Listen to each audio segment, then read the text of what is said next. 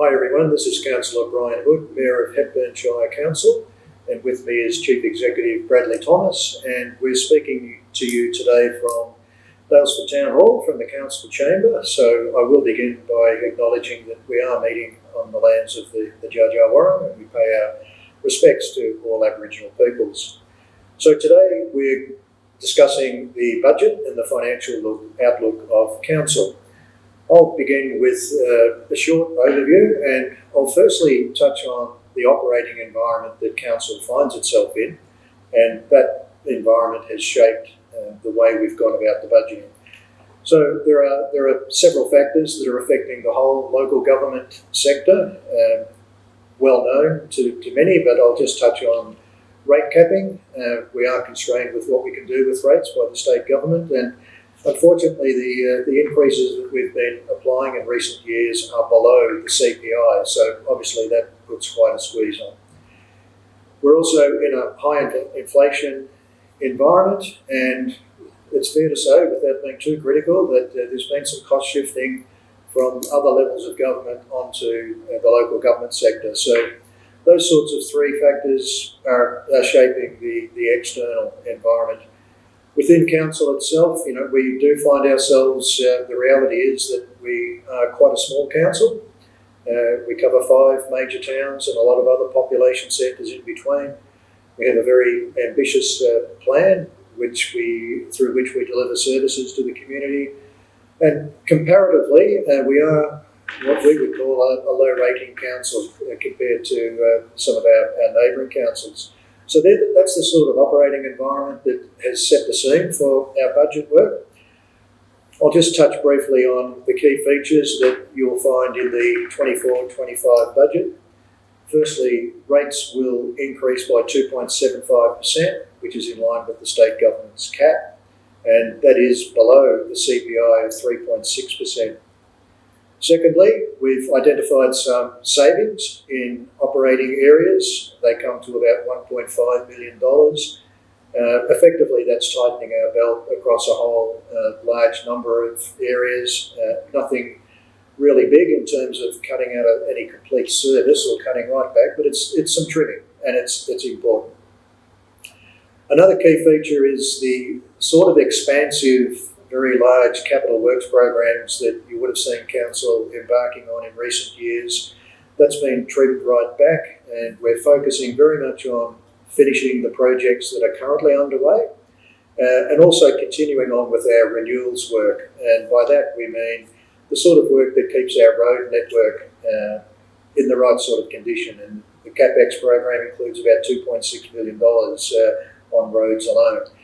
And the other key aspect of the Capital Works program is putting a whole new roof on Daylesford Town Hall and replacing all the electrical systems. And that's a major heritage asset that belongs to the community and council, and we want to keep that in good shape.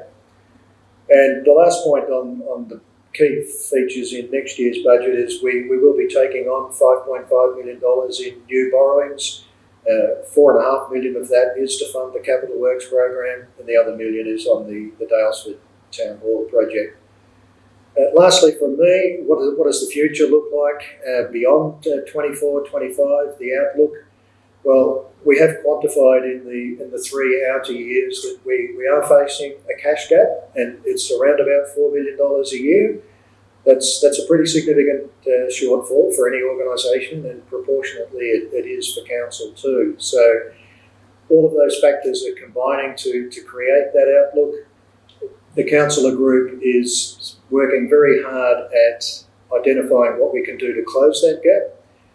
The 2 main options available to us are to increase rates above and beyond the cap that the government puts in place. To do that, we would have to make an application to the Essential Services Commission and justify why that would be necessary. And the other main option available to us is to reduce costs, but of course the consequence of reducing costs is that there would be less service provided to the community. We're very mindful that those 2 factors would have a significant impact on the community, therefore we would have to and we will consult with you pretty extensively about what that set of corrective actions might look like. So briefly, that's the operating environment we find ourselves in, key features of this year's budget, the 24-25 one, and a little bit on the outlook, which you'll hear much more of. So I might throw over to Bradley to get into a bit of the detail and answer some questions that we've already had put to us by members of the community. Thank you, Mayor. So for those community members, encourage you to go to our Participate Hepburn site. That's where a copy of the budget is, media release and other associated information, and also where that you can do a submission towards the budget. So jump onto our Participate Hepburn site and you'll see the budget document in its full. The budget document, for those that may have seen it in the past or may not, it's a state government model budget. So there's sort of some criteria of what needs to be in the format of the budget. But just really quickly taking you through some of the key components, just to assist in that understanding.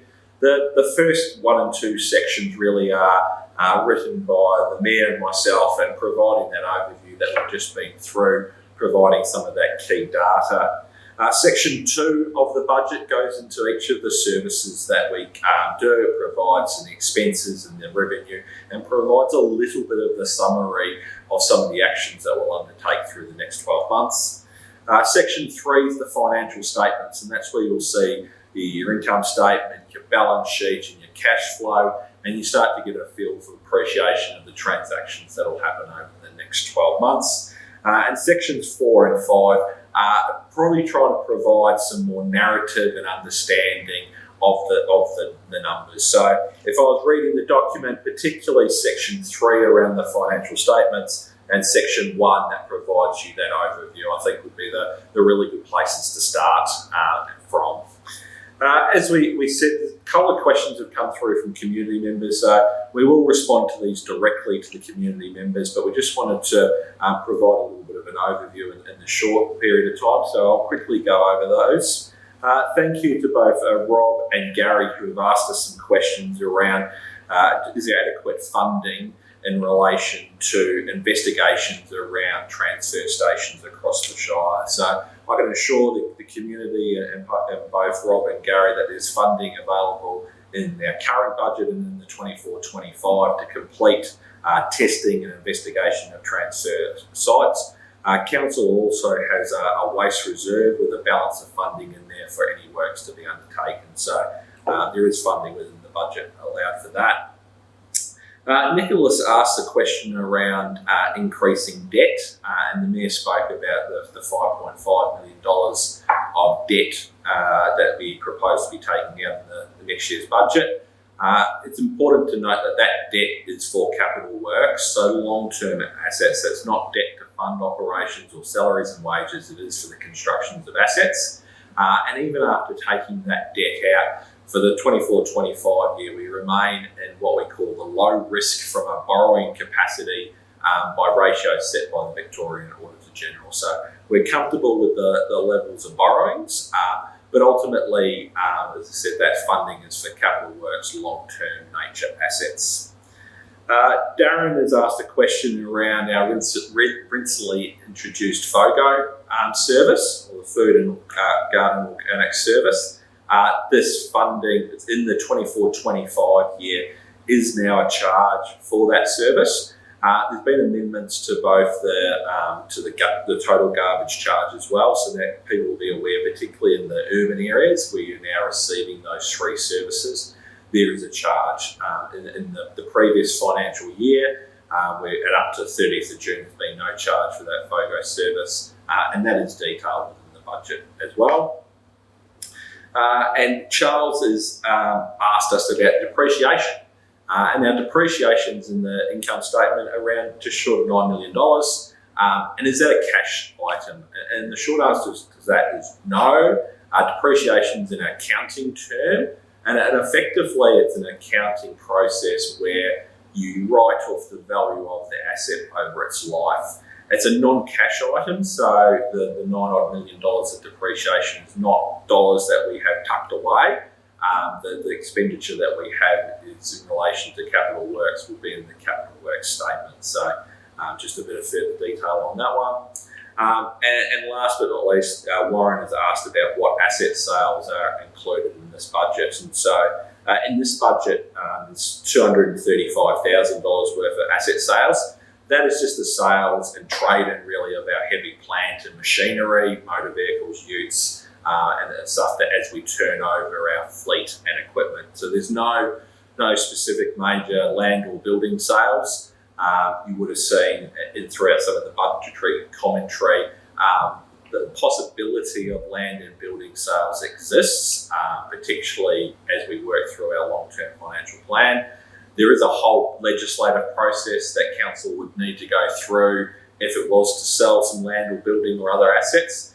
So that's not planned right at the moment, but we'll work through that in the coming years if that's an area that we go down. There is, as I said, a legislative process in terms of making sure we've got the right valuations, and there's a community consultation process for that. So in the 24-25 budget, it's just really the changeover of those motor vehicles.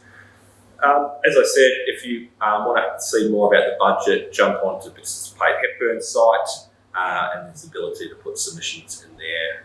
Councillors will then review those submissions, work with officers in terms of the data that's coming through, and at this stage, for the 25th of June, is the date that council will then consider the adoption of the draft budget. And as the Mayor touched on, then we will go into a further process with the community between then and September around the long-term financial plan and the future over the next 4 to 10 years.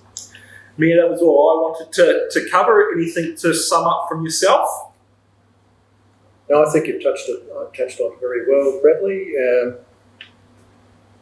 The 24-25 budget, it gets us through the next year, but the main body of work is putting together that 10-year long-term financial plan, where we really must make some pretty significant changes and some strategic decisions to balance the books and make sure that the organisation is sustainable. So the work through to September to do that long-term plan is going to be critically important.